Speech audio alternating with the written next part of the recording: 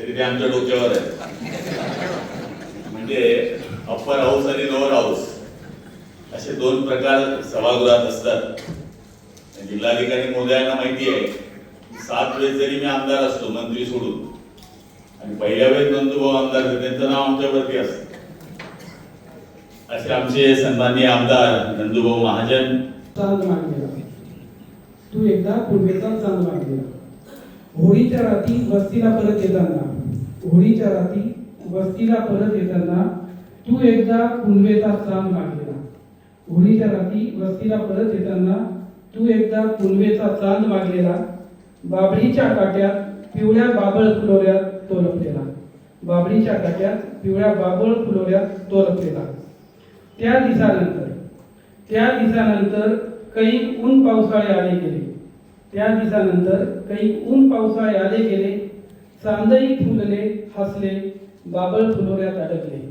चांदई फुलले हसले बाबळ फुलोऱ्यात अडकले. मातर पुन्हा कुणीनं थांबून जावले ना हरकून मागले. मातर पुन्हा कुणीनं थांबून जावले ना हरकून मागले. चांद तसेच मावळले, चांद तसेच मावळले. धन्यवाद. हाताळी आणि पुढचं काम आपलं नेहमीच काटेकोर करण्याचा प्रयत्न त्यांनी सुरू ठेवलेला आहे. हे आपले जिल्हाधिकारी रोहन गुगे साहेब, आदरणीय आयुक्त महोदय, आदरणीय उपजिल्हाधिकारी, सगळे उपजिल्हाधिकारी, प्रांत तहसीलदार, सर्कल तलाठी. म्हणजे सुजाता सोनिक मॅडम इथे होत्या, त्या सचिव झाल्या तेव्हा मी पंचायत समिती मेंबर होतो. किती कलेक्टर पाहिले मी, बरेच पाहिले. तेव्हा लांबून पाहायचो पंचायत समिती कलेक्टर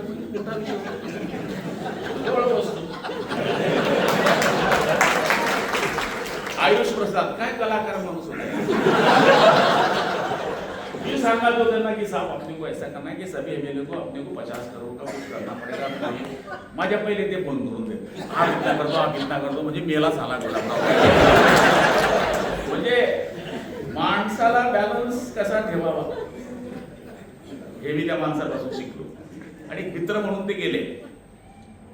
जवळपास 7-8 वर्ष झाला मी पालकमंत्री आहे. 3 वर्ष परभणी पालकमंत्री होतो, 2 वर्ष बुलढाणा पालकमंत्री होतो. पण माझ्या कोणत्या तक्रारी कलेक्टरशी झाल्या नाही. कलेक्टरनी माझ्या कधी तक्रारी केल्या नाही, ना प्रांतांनी केल्या. मी अर्ध्या प्रांतांना जनरली फोन पण करत नाही. काम आलं तर फोन करतो, तहसीलदार काम असलं तर फोन करतो. माझं म्हणणं असं आहे की जेव्हा वाटेल तेव्हा रुबाब असला पाहिजे, फोनची पण इज्जत पाहिजे ना. तर मग खरं नाही. कारण की आपल्याकडे येणारा माणूस त्याला ही खात्री असते की मी तहसील कार्यालयावर गेल्यानंतर माझं 100% काम होणार. तहसीलदारावर आणि तलाठी अप्पावर एक वेगळा विश्वास आहे. पूर्वी आम्ही सांगायचो की तलाठी अप्पा म्हणजे कोण, जेवढं त्याच्याकडे सर्कल दिलंय तेवढा त्याचा तो मालक. अप्पा म्हणजे त्याच्यावर एक वेगळा विश्वास आहे. ग्रामसेवक अप्पा आणि तलाठी अप्पा यांच्यावर जनतेचा एक वेगळा विश्वास आहे. काही तलाट्यांनी जर एखाद्या गरीबाचं काम करून दिलं तर तो आयुष्यभर त्यांचा ऋणी होऊन जातो. माझ्या मते ज्यांनी पुण्य केलेलं आहे तो महसूल खात्यात नोकरीला आहे.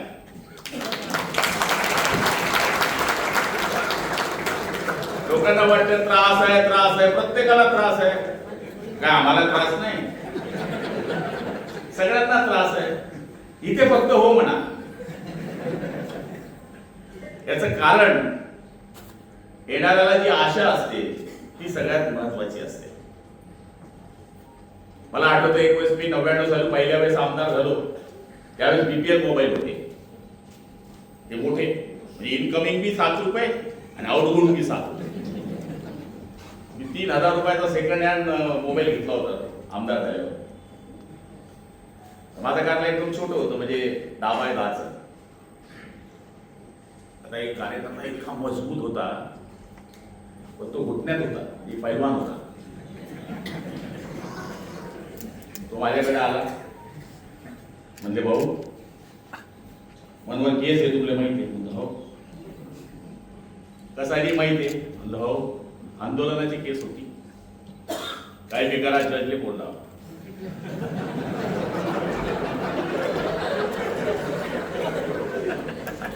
विचार करायचो, बेटा गुलाब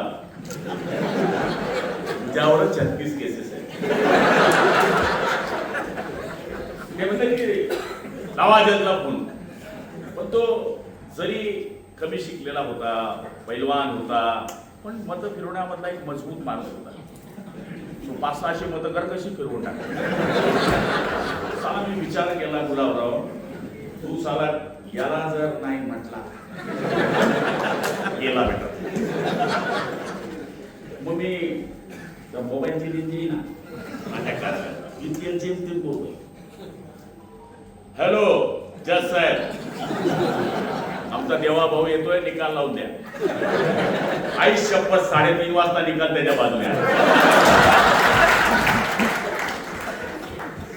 दुसऱ्या दिवशी पेढी कुणाला माझ्या लक्षात पण नव्हतं. निकाल लागेल आपला कदाचित कदाचित जर तो निकाल विरुद्ध गेला असता तर मी सांगितलं असतं वकील कच्चा लावला बेटा. ते सांगायचा अर्थ असा आहे की काही प्रसंग असे असतात, काही प्रसंग असे असतात की ते प्रसंग आपल्याला समजतात, पण समोरच्याची आपल्याकडे परमेश्वरासारखी श्रद्धा असते.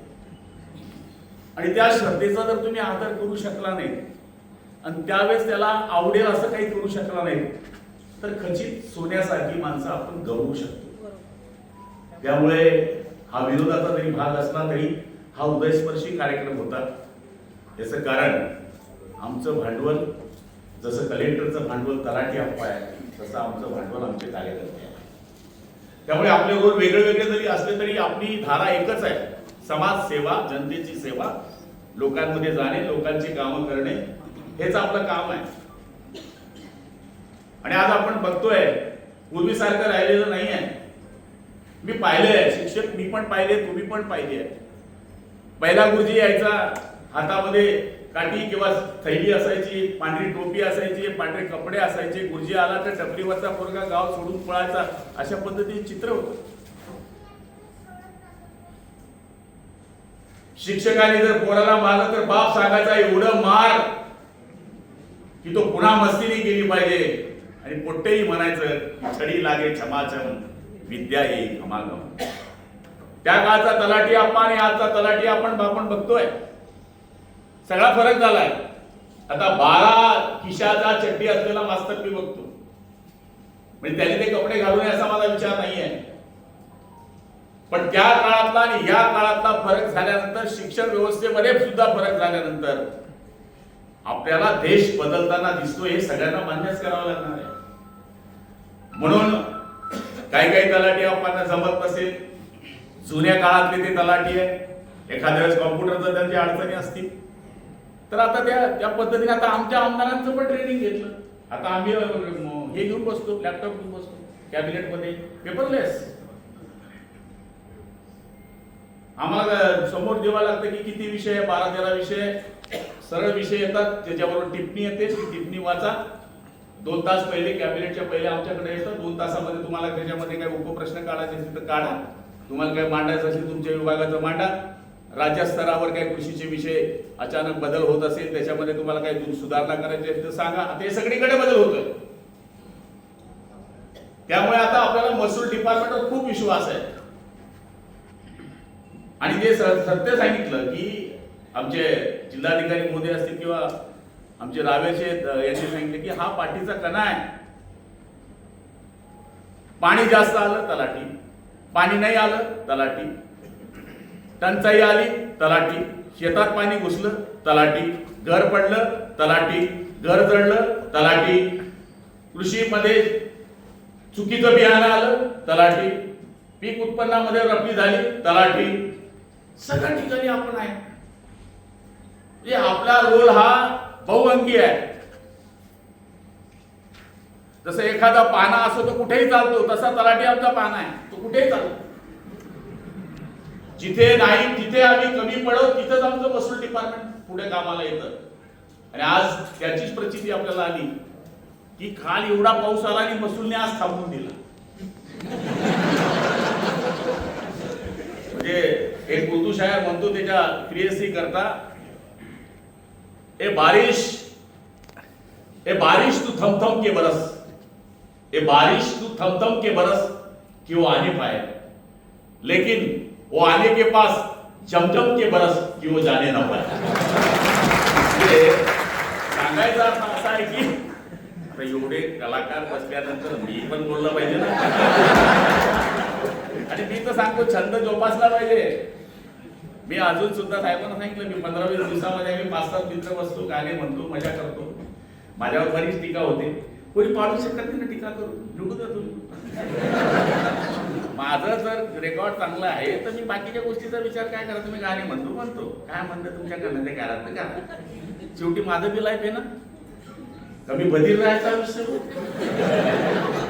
फ्रेश राहायला पाहिजे आयुष्यामध्ये. माझ्या मुलाचं का होईल ना, तुझं काय होईल ना, ते काय व्हायचं ते होणारच आहे.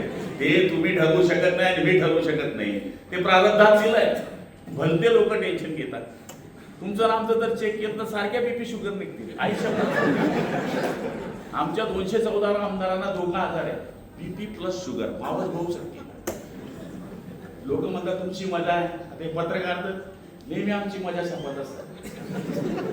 तर आमचं काय म्हणणं नाही, पण आमच्या भावना, आम्ही सुद्धा माणसं आहोत, तुम्ही सुद्धा माणसं आहे. महसूल डिपार्टमेंटला असं कधी म्हटलं का रविवार आला आणि बार आली मी येत नाही? हा, 100 चुका होत असतील तुमच्या, पण चांगल्या गोष्टींचा सुद्धा समाजाने स्वीकार केला पाहिजे, असं आमचं डिपार्टमेंट आहे. खरं म्हणाले तर आज लोकमान्य टिळकांची पुण्यतिथी आहे. लोकशाहीर अण्णाभाऊ साठे यांची जयंती सुद्धा आहे. आणि आज आपला हा महसूल दिवस मोठ्या उत्साहाने या ठिकाणी साजरा होतोय. तसं मी तुमच्या प्रत्येक कार्यक्रमाला येण्याचा 100% प्रयत्न करत असतो, कारण की सगळ्या गप्पा पोहोचवणारा जर कोणी व्यक्ती असेल तर तो आप्पाच आहे. त्यामुळे कोणत्याही राजकारणी माणसाला सगळ्यात जास्त कुठल्याची भीती असेल तर आपल्या सगळ्यांना माहिती आहे की जितका संपर्क आमचा जनतेशी येतो तेवढा संपर्क येणारं खातं जर कुठलं असेल तर ते महसूल खातं आहे. आज छोट्या छोट्या माणसापासून तर मोठ्या अधिकाऱ्यापर्यंत हे सत्कार झाले. आणि मला सांगायला अभिमान वाटेल की महसूल डिपार्टमेंटचा राज्यामध्ये तर पहिला क्रमांक मारतोच आहे आपण, पण जिल्हा नियोजन समितीमध्ये सुद्धा सतत 5 वर्ष पहिला वर्ष येणारा आपला एक जिल्हा आहे. तसे आपले आयुषजी प्रसाद जी कलेक्टर असताना सुद्धा आपण कंटिन्यू जिल्हा नियोजन समितीमध्ये पहिल्या क्रमांकावर आलो. ईस्तर ख्याती नंद हो, जेवढे अधिकारी आम्ही इकडे तयार करतो ते नाशिकच जातात. म्हणजे युवक त्यांचा पीए सुद्धा सोडला नाही.